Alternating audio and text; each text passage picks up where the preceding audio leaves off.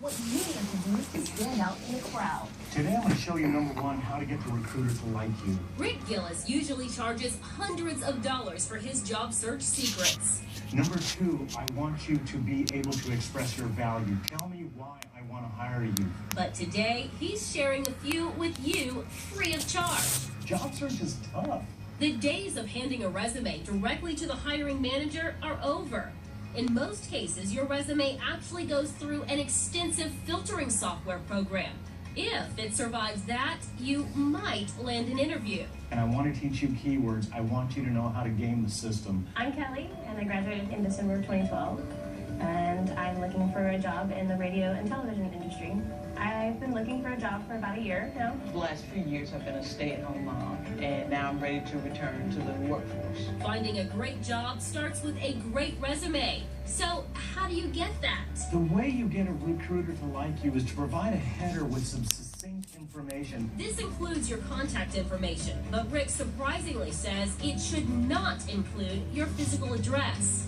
Most resume filtering softwares do not read headers or footers. Therefore, what you've been sending off is a headless document. Your contact information must appear in the body of the document. If you do not live in the area that matches your cell phone, you definitely, under your phone number, want to say currently residing, because the recruiter is going to see that phone number as you're responding to this position from Arizona, and we're not going to pay to move you out here. Below that, Rick says include additional information that sets you apart from other applicants. Tell them the things that are really relevant that sets you apart.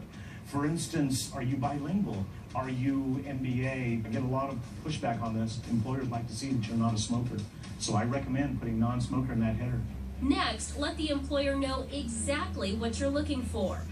I look straight off at experience, and I can see basically, you've got media experience, but honestly, I still don't know what you want. And I'd like you to have a statement, a single sentence that says, I am seeking a position as, and then what you do is you modify that statement every time you apply to a specific job. Some of the software will actually give you a point up or 2 points up if you use the name more than once in the resume. What I want your objective statement to be how you are adding value.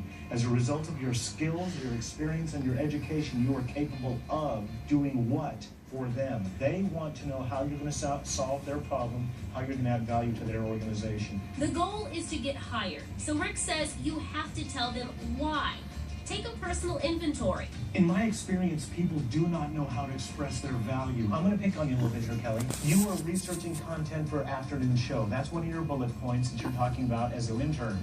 And I would throw that back to you as an employer. That doesn't tell me enough. Taking a personal inventory is, first of all, a very good motivational exercise.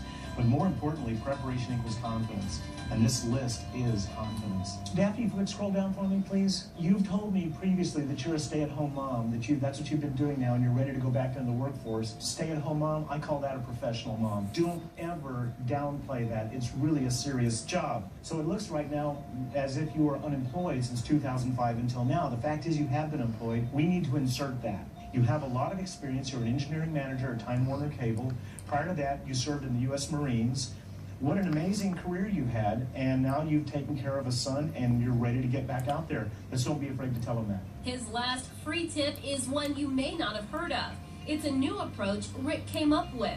I suggest you add a category to the end of your resume called keywords.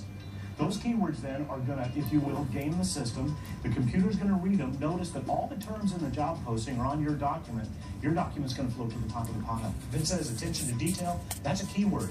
If the job posting said contract to hire, I would like you to make sure that term appears in the keywords. And the reason we're going to do that is we want your resume to be friendly to the computer software and then to be found by a real human person. Generally speaking, he says before you apply, make sure you meet at least 70% of the criteria listed in the job description. What I teach is guerrilla job search tactics. I don't care what you do to find your next job as long as you don't lie, you don't misrepresent. There are no rules in job search, and there are no rules in resumes. For those of you addicted to social media, Rick says your online profile can make or break your chances of landing that job. For a list of his do's and don'ts, as well as these tips, go to livewellnetwork.com and click on the Deals tab. That'll do it for this edition of Deals.